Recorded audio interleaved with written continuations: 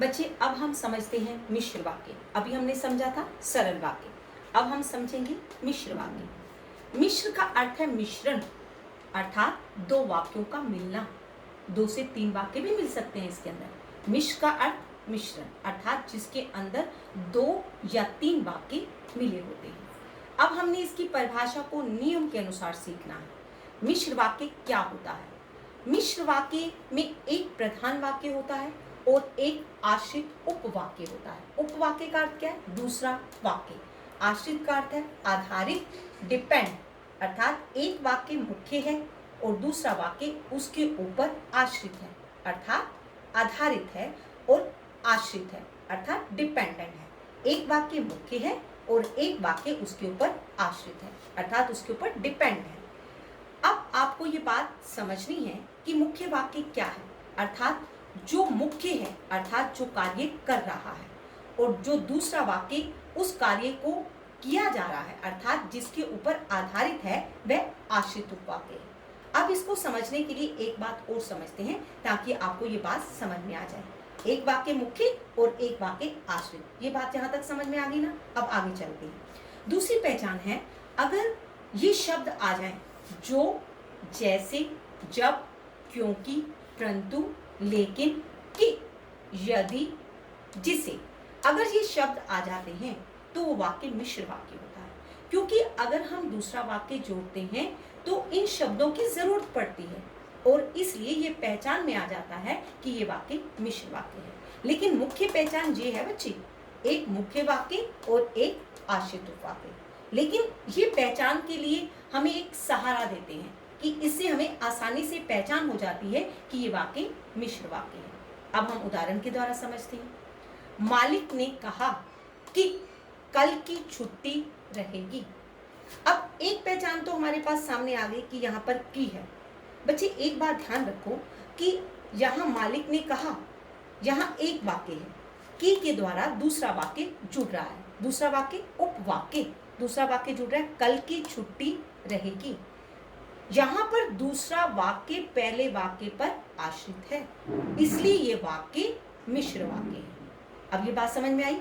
मालिक ने कहा, ये मुख्य वाक्य है, कि ये शब्द है, और कल की छुट्टी रहेगी, ये पहले वाक्य पर आश्रित है। अब ये बात आसानी से समझ में आएगी आपको कि यहाँ पर की लगा है, इसलिए ये मिश्र वाक्य है, और एक ये प्रधान वाक्य है और दूसरा आश्रित वाक्य है, इसलिए ये मिश्र वाक्य है। यहाँ तक ये बात समझ में आएगी? एक उदाहरण और समझते हैं। तुम वहां चले जाओ। अब यहाँ पर तुम जो है, यहाँ पर मुख्य वाक्य है, जहां गाड़ी रुकती है, ये वाक्य इस पर आश्रित है। अब जहां जहां पर आ जाता है तो ये दूसरा वाक्य जुड़ रहा है। जहां, यहाँ मैंने नहीं लिखा है, यहाँ पर जहां भी हो सकता है। जहां गाड़ी रुकती है, यहाँ पर मैंने जहां लिखना था, और यहाँ पर जहां आ जाता है, जो, जैसे, जहां, ये शब्द जहां यहाँ पर जुड़ेगा। यहाँ पर जहां जो शब्द है वो मिश्र वाक्य की पहचान है। जो, जहां, जैसे, जब, क्योंकि, परंतु, लेकिन, कि, यदि, जिसे, यहाँ पर जहां शब्द भी मिश्र वाक्य की पहचान के साथ जुड़ा है। लेकिन एक पहचान मुख्य क्या है बच्चे? एक प्रधान वाक्य है और दूसरा वाक्य आश्रित है। श्यामलाल जो गली में रहता है, श्यामलाल जो गली में रहता है मेरा मित्र है। श्यामलाल जो गली में रहता है, अब ये मुख्य वाक्य है, मेरा मित्र है। अब यहाँ पर जो जुड़ गया बच्चे, लेकिन यहाँ पर पहले जुड़ा है। आप मुझसे पूछ सकते हैं, श्यामलाल जो गली में रहता है मेरा मित्र है। मेरा मित्र एक वाक्य है और ये दूसरा वाक्य है। मेरा मित्र कौन है? श्यामलाल है, जो गली में रहता है। इस तरह के भी वाक्य आ सकते हैं। अगर यहाँ पर जो पहले जुड़ जाता है तब भी आपको ये पहचान हो जाती है कि ये वाक्य मिश्र वाक्य है। सबसे बड़ी पहचान क्या बच्चे? एक प्रधान वाक्य और एक आश्रित उपवाक्य। आपने ये बात ध्यान रखनी है कि जो जहां पर जुड़े, चाहे वो बीच में जुड़े, चाहे वाक्य को दूसरा उपवाक्य बनाने के लिए जुड़े, चाहे वो पहले जुड़े, लेकिन अगर जो शब्द से जुड़ जाता है तो वो मिश्र वाक्य बनता है। जो, जैसे, जब, क्योंकि, परंतु, लेकिन, कि, यदि, जिसे, ये इसकी पहचान है। लेकिन मुख्य पहचान क्या है? एक मुख्य वाक्य और एक आश्रित उपवाक्य। यहाँ तक मेरी बात समझ में आ गई ना बच्चे? ये रचना के आधार पर हमने कौन से वाक्य किए? सरल और मिश्र। सरल क्या था? एक उद्देश्य और एक विधेय। मुख्य पहचान क्या थी? एक मुख्य क्रिया, वह फुटबॉल खेला, एक उद्देश्य और एक विधेय।